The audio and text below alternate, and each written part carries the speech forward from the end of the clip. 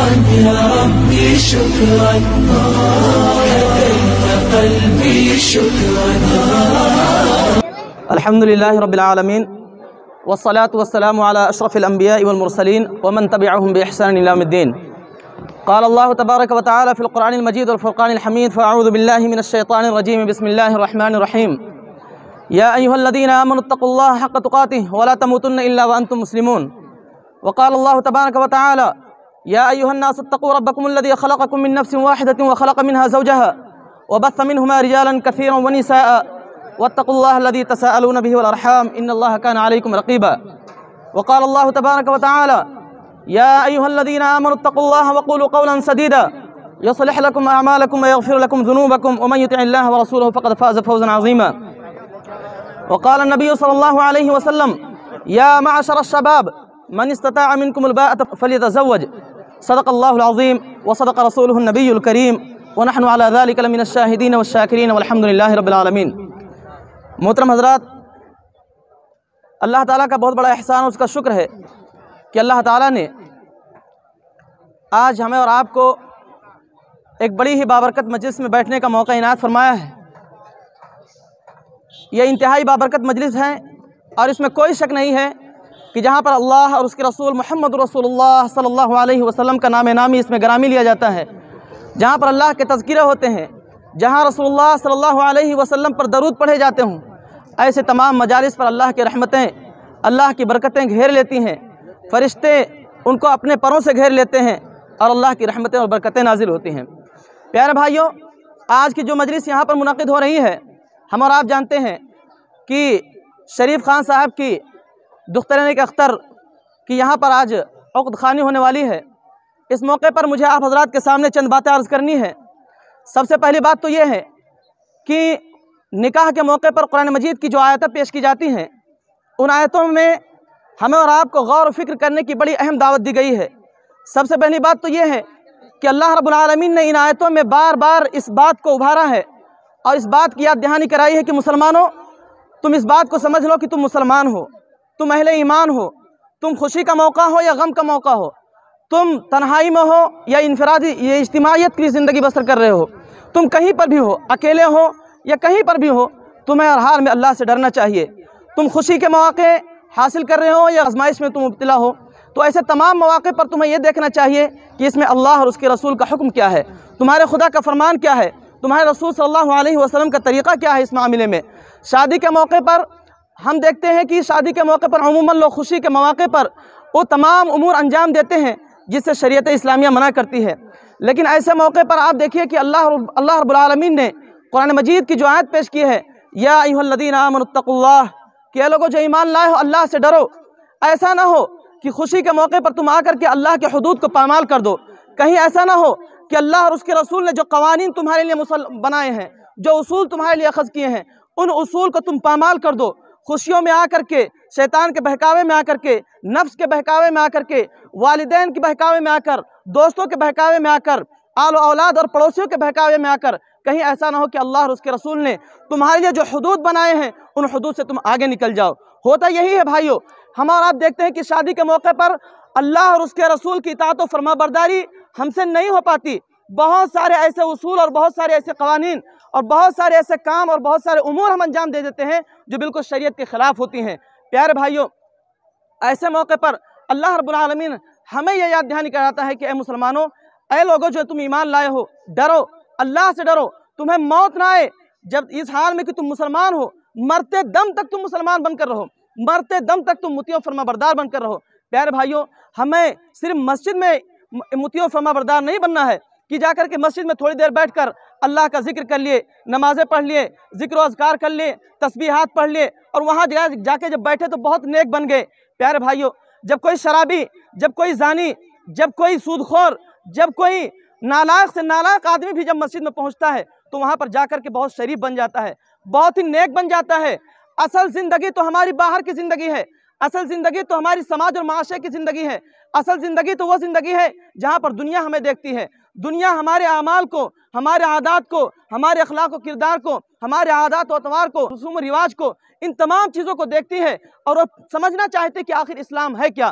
یہ کیسے لوگ ہیں، ان کی زندگی کیسی ہے. پیارے بھائیوں، جب ہم اللہ اور اس کے رسول کی اطاعت و فرمانبرداری میں زندگی بسر کرتے ہیں، ایک صالح معاشرہ وجود میں آتا ہے، لوگ سمجھ جاتے ہیں کہ واقعی یہ مسلمان ہیں، ان کی زندگی ہماری زندگی سے ہٹ کر ہے، ان کے ہاں شادی بیاہ کا معاملہ ہو یا خوشیاں غم کا معاملہ ہو، ہر معاملے میں اعتدال ہے، افراط و تفریط نہیں ہے۔ یہاں پر بے جا رسوم و رواج، خواہشات کے نام پر، ارمانوں کے نام پر لوگ اپنے خواہشات نفس کی پیروی نہیں کرتے ہیں، شیطان کی پیروی نہیں کرتے ہیں، طاغوت کی بندگی نہیں کرتے ہیں۔ پیارے بھائیوں، یہ ایک مسلمان کا شیوا ہے کہ وہ کہیں پر بھی ہو، زندگی کے کسی بھی مرحلے میں ہو، زندگی کے کسی بھی شعبے میں ہو، چاہے وہ شادی بیاہ کر رہا ہو، چاہے وہ تجارت کر رہا ہو، چاہے لین دین کر رہا ہو، چاہے کاروبار کر رہا ہو، کچھ بھی کر رہا ہو، اس کے لیے ضروری ہے کہ وہ ہر لمحہ اس بات کو پیش نظر رکھے کہ وہ مسلمان ہے۔ اس کی ایک ایک ایکٹیویٹی کو لوگ دیکھتے ہیں، اس کی ایک ایک کارکردگی کو لوگ سمجھتے ہیں۔ پیارے بھائیوں، ہم مسلمان ہیں، اللہ رب العالمین نے ہمیں اور آپ کو امت وسط بنایا ہے۔ قیامت کے دن اللہ رب العالمین ہمیں اور آپ کو قوموں کے سامنے کھڑا کرے گا، کیا گواہی دیں گے کہ اللہ ہم نے رسوم و رواج کی پابندی کی، اے اللہ ہم نے خواہشات نفس کی پیروی کی، اے اللہ ہم نے رسم کے نام پر، رواج کے نام پر، منگنی کے نام پر، بارات کے نام پر، اے اللہ میں نے بہت سارے رسوم و رواج کا جو دنیا نے بنائے تھے، ان تمام چیزوں کو ہم نے اپنے گلے کا قلادہ بنا کے رکھا۔ لیکن اللہ، جو تیرے نبی کا اور جو تیرے رسول کے غلامی کا جو قلادہ تھا، جو ہم نے اپنے گلے میں ڈالا تھا، اللہ ہم نے اس کو اتار پھینکا تھا۔ پیارے بھائیوں، آج یہی معاملہ ہے کہ ہم نے انسانوں کے بنائے ہوئے اصول کو، انسانوں کے بنائے ہوئے رسوم و رواج کو ہم نے اپنے گلے کا طوق بنا لیا، اور جو کلمہ توحید لا الہ الا اللہ محمد رسول اللہ صلی اللہ علیہ وسلم پڑھ کر کے جس طوق کو اور جس غلامی کے پٹے کو ہم نے اپنے اور آپ نے گلے میں ڈالا تھا، خدا کی قسم ہم نے اور آپ نے اس کو اپنے پیروں تلے روڑ ڈالا ہے۔ آج آپ دیکھ لیجئے کہ شادی بیاہ کے موقع پر کس طرح سے اللہ اور اس کے رسول صلی اللہ علیہ وسلم کی نافرمانی کی جاتی ہے، کس طرح سے رسوم و رواج کی پیروی کی جاتی ہے۔ تو پیارے بھائیوں، ان تمام مواقع پر سب سے پہلی چیز جس چیز کا حکم دیا گیا ہے کہ لوگوں اللہ سے ڈرو، دوسری چیز صلہ رحمی کا حکم دیا گیا ہے۔ رشتہ داری کو، عزیز و اقربا جو ہمارے ہیں، جو ہمارے رشتہ دار ہیں، چاہے وہ ہمارے رشتہ دار نئے ہوں یا چاہے پرانے ہوں، تمام رشتہ داریوں کو ہمیں بنا کے رکھنا ہے، ان کو توڑنا نہیں ہے، درار نہیں ڈالنا ہے، لڑائی جھگڑے نہیں کرنا ہے۔ اللہ اور اس کے رسول کا حکم ہے، فرمان ہے کہ صلہ رحمی کرو، جو تم سے کٹتا ہے اس سے جڑو، جو تم سے دور بھاگتا ہے تم اس سے قریب ہو جاؤ۔ پیارے بھائیوں، اللہ کے نبی صلی اللہ علیہ وسلم کے اس فرامین پر عمل پیرا ہوتے ہوئے ہماری اور آپ کی یہ بہت بڑی ذمہ داری بن جاتی ہے کہ ہمارے جو رشتہ دار ہیں، جو عزیز و اقربا ہیں، چاہے وہ دور کے رشتہ دار ہوں، چاہے وہ قریب کے رشتہ دار ہوں، چاہے وہ نئے بننے والے رشتہ دار ہوں یا ماضی میں جو ہمارے رشتہ دار رہے ہوں، چاہے والدین ہوں، بھائی بہن ہوں، یا ہمارے ددیال ننیال، کہیں سے بھی اگر کوئی ہمارے رشتہ دار ہیں، تو ہماری اور آپ کی ذمہ داری بنتی ہے کہ ہم ان سے جڑنے کی کوشش کریں، انہیں اپنے سے قریب کرنے کی کوشش کریں۔ یاد رکھیں، قیامت کے دن صلہ رحمی ایک بہت بڑا مسئلہ بن جائے گا۔ قیامت کے دن اگر ہم نے ان کے حقوق ادا نہیں کیے، اگر ہم ان سے بات نہیں کریں گے، ان سے اپنی خوشی اور غم میں ان کو بلائیں گے نہیں، تو یاد رکھیں کل قیامت کے دن اس کے بارے میں بات پرس ہوگا، اس کے بارے میں بھی سوال ہوگا، کیا جواب دیں گے؟ ہوتا یہ ہے کہ ہم دوسروں سے بڑی دوستی ہماری ہو جاتی ہے۔ رشتہ داری میں عموماً ہر وقت ایسے لگا رہتا ہے، کہیں بھائی بھائی میں آپس میں لڑائی جھگڑا ہے، کہیں بہن بھائی میں لڑائی جھگڑا ہے، کہیں ماں بہن میں لڑائی جھگڑا ہے، اس طرح سے بہت سارے مسائل ہیں۔ ہماری محبت سب سے زیادہ ان لوگوں سے ہوتی ہے جو ہمارے کچھ نہیں لگتے ہیں، ہمارے کوئی دوست بن گئے، کوئی باہر سے آیا اور یہاں پر آ کر کے بس گیا، وہ ہمارا سب سے قریبی بن جاتا ہے، ہمارے اتنا قریبی بن جاتا ہے کہ ہمارے دل کا ٹکڑا بن جاتا ہے، ہمارا کھانا پینا اٹھنا بیٹھنا سب اس کے ساتھ ہونے لگتا ہے۔ لیکن ہمارا وہ جگر کا ٹکڑا، ہمارا خون، ہمارے رشتہ دار جس کے ساتھ اللہ اور اس کے رسول نے صلہ رحمی کا حکم دیا ہے، جس کے ساتھ جڑنے کا اللہ اور اس کے رسول نے حکم دیا ہے، ہم اس سے ٹوٹ جاتے ہیں، ہم اس کا شکل نہیں دیکھنا چاہتے، اس کے قریب نہیں بیٹھنا چاہتے، اس کو اپنے خوشی اور غم میں بلانا نہیں چاہتے۔ میرے پیارے بھائیوں، قیامت کے دن یہ چیز بہت بڑا مسئلہ بن جائے گا۔ اگر ایسا کوئی معاملہ ہے، اگر کوئی آپ کے رشتہ دار، آپ کا کوئی عزیز و اقربا، آپ کا کوئی اپنا قریبی آپ کو دکھ دیتا ہے، تکلیف دیتا ہے، پریشانی میں مبتلا کرتا ہے آپ کو، تو یقین مانیے میں آپ کو ایک خوشخبری سناتا ہوں۔ اللہ کے نبی صلی اللہ علیہ وسلم کی ایک حدیث بیان کر دیتا ہوں۔ اللہ کے نبی صلی اللہ علیہ وسلم کے پاس ایک صحابی آتے ہیں، اس کا خلاصہ یہ ہے کہ اللہ کے نبی صلی اللہ علیہ وسلم کے پاس ایک صحابی آتے ہیں اور کہتے ہیں، اللہ کے نبی صلی اللہ علیہ وسلم، میرے رشتہ دار میرے ساتھ بہت برا سلوک کرتے ہیں، میں تو ان کے ساتھ بہت اچھے سے رہتا ہوں، ان کے تمام حقوق ادا کرتا ہوں، لیکن ان کا معاملہ یہ ہے کہ وہ میرے ساتھ الٹ وار کرتے ہیں، میرے ساتھ میرا حق ادا نہیں کرتے، میرے جو حقوق ہیں وہ حقوق ادا نہیں کرتے۔ اللہ کے نبی صلی اللہ علیہ وسلم نے کہا کہ اگر تم اپنے قول میں سچے ہو، اگر تم اپنے قول میں سچے ہو تو یاد رکھو کہ ان کی ایذا رسانیوں، ان کی تکلیفوں، ان کی مصیبتوں، ان کی طرف سے داخل کیے گئے یا پہنچائے گئے تمام پریشانیوں کے لیے اللہ رب العالمین تمہاری طرف سے ایک فرشتہ مقرر کر دیتا ہے جو تمام چیزوں کو ان تمام چیزوں کو دفع کرتا ہے. یعنی ایک محافظ اللہ رب العالمین فرشتے کی شکل میں محفوظ کر دیتا ہے، ہمارے لیے ایک نگراں کے طور پر کر دیتا ہے. تو پیارے بھائیوں، اس سے بڑی بات کیا ہوگی کہ ہم اپنا حقوق ادا کریں. قیامت کے دن ہمارے تعلق سے ہم سے پوچھا جائے گا کہ تم نے اپنے رشتہ داروں کے حق ادا کیے نہیں کیے. دوسرے والا اگر نہیں کر رہا تو قیامت کے دن اللہ کے سامنے جواب دہ ہوگا. تیسری چیز اور آخری چیز کہہ کر میں اپنی بات ختم کرتا ہوں. پیارے بھائیوں، ہمیں اور آپ کو اللہ اور اس کے رسول نے جو قرآن مجید کی ایک آیت پیش کی ہے کہ یا ایھا الذین آمنوا قوا انفسکم واہلیکم نارا، کہ اے لوگوں جو ایمان لائے ہو اپنے آپ کو، اپنے اہل و عیال کو جہنم کی آگ سے بچاؤ. پیارے بھائیوں، ہم سب کی یہ فرداً یہ ذمہ داری بنتی ہے کہ صرف ہم اپنی ذاتی اور انفرادی تزکیے میں نہ لگے رہیں کہ صاحب ہم نماز تو پڑھ رہے ہیں، ہم روزے تو رکھ رہے ہیں، ہم زکوٰۃ تو دے رہے ہیں، اور جو ذکر و اذکار ہیں یا جو کچھ نیکی کے کام ہیں ہم اس کو کر لے رہے ہیں. باقی بچہ نہیں سن رہا ہے تو کیا کروں، بچہ نہیں مان رہا تو کیا کروں، ہم اپنے بہن بھائیوں کو، گھر والوں کو سمجھاتے بجھاتے نہیں مانتے تو کیا کروں. پیارے بھائیوں، یہ جمع خرچ کی جو باتیں ہیں اور یہ جو لولی لنگڑی دلیلیں ہیں یہ قیامت کے دن چلنے والی نہیں ہیں. ہمیں انتھک کوشش کرنی ہے اپنے بچوں کو جہنم کی آگ سے بچانے کے لیے، اپنے آل و اولاد کو جہنم کی آگ سے بچانے کے لیے، اپنے آپ کو جہنم کی آگ سے بچانے کے لیے وہ جد و جہد کرنی ہے، وہ پوری کوشش کرنی ہے جو اللہ اور اس کے رسول کو مطلوب ہے. اور مطلوب یہ ہے کہ ہم پوری کوشش کریں، اتنی کوشش کریں جتنی کوشش ہم دنیا کی آگ سے بچانے کے لیے اپنی کوشش کرتے ہیں. کہ اگر ہمارا بچہ آگ میں جا رہا ہو، اگر ہمارا بچہ آگ کو پکڑنے والا ہو تو ہم اپنی جان پر کھیل کر اپنے بچوں کو، اپنی اولاد کو بچانے کی کوشش کریں گے، کہیں میرا بچہ جل نہ جائے. ایسے ہی جہنم کی آگ جو دنیا کی آگ سے کہیں زیادہ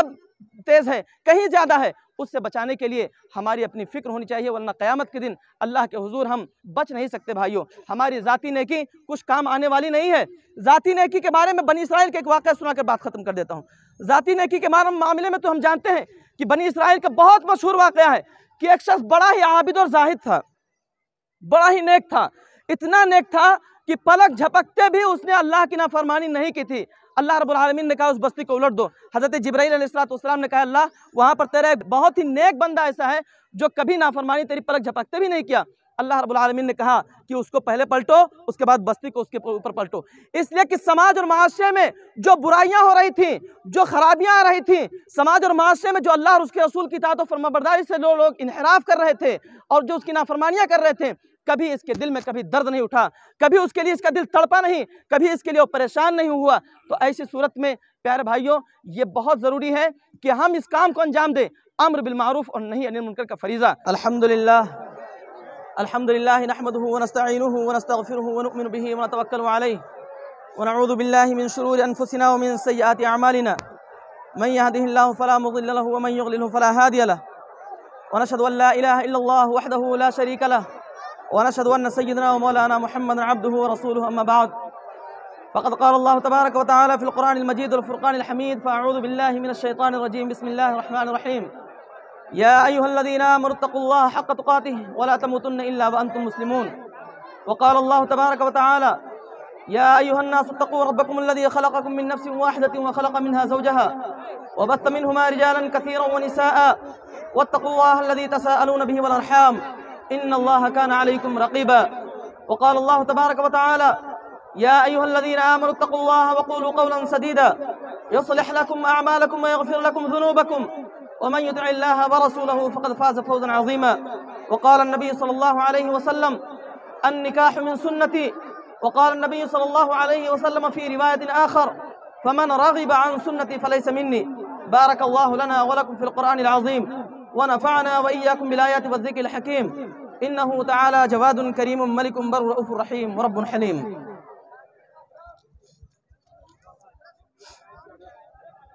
شریف خان صاحب کی دختر نیک اختر سبیحہ بھی، ان کو عرفان شفیع خان صاحب کی وکالت سے مجید خان، بابو خان، اسی طرح سے حافظ رحمت اللہ برکت اللہ صاحب، ان دونوں صاحبان کی گواہی سے حاضرین مجلس کے روبرو مہر معجل یعنی نقد 5001 روپیہ علاوہ نان نفقے کے حاضرین مجلس کے روبرو مظہر خان، اصغر خان، میں نے سبیحہ بھی شریف خان کو آپ کے نکاح میں دیا کہ آپ نے قبول کیا؟ شریف خان صاحب کی دختر اختر سبیحہ بھی، ان کو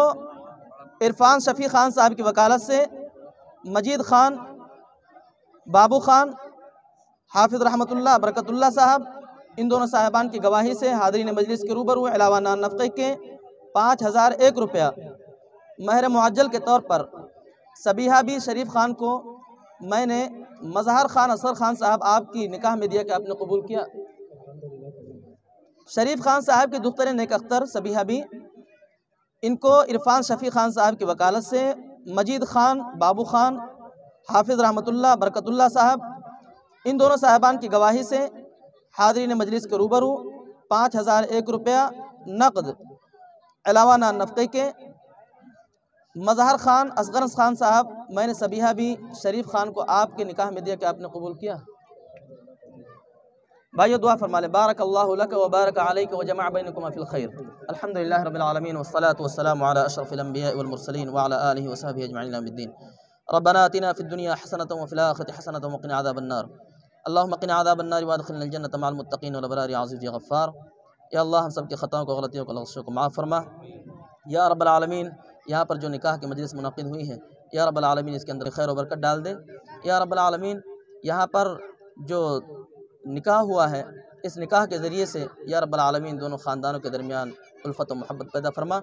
یا اللہ ان کی نسلوں سے ایسی اولادیں اٹھا جو تیرے دین کی داعی ہوں، تیرے دین کے خادم ہوں، تیرے دین کا علم بلند کرنے والے ہوں۔ یا اللہ شیطان کے شر سے، اللہ حاسدین کے حسد سے اللہ ان کی حفاظت فرما۔ یا رب العالمین ہر قسم کی بلاؤں سے، مصیبتوں سے اللہ حفاظت فرما۔ یا رب العالمین ہم تمام مجلس والوں کی طرف سے ان کے حق میں ہماری دعاؤں کو قبول فرما۔ ربنا تقبل منا انك انت السميع العليم وتب علينا انك انت التواب الرحيم۔ ان الله وملائكته يصلون على النبي يا ايها الذين امنوا صلوا عليه وسلموا تسليما۔ اللهم صل على سيدنا وسندنا وحبيبنا ونبينا مولانا محمد وعلى ال سيدنا ومولانا محمد وبارك وسلم۔ سبحان ربك رب العزة عما يصفون وسلام على المرسلين والحمد لله رب العالمين۔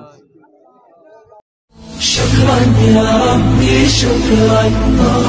هديت قلبي شكرا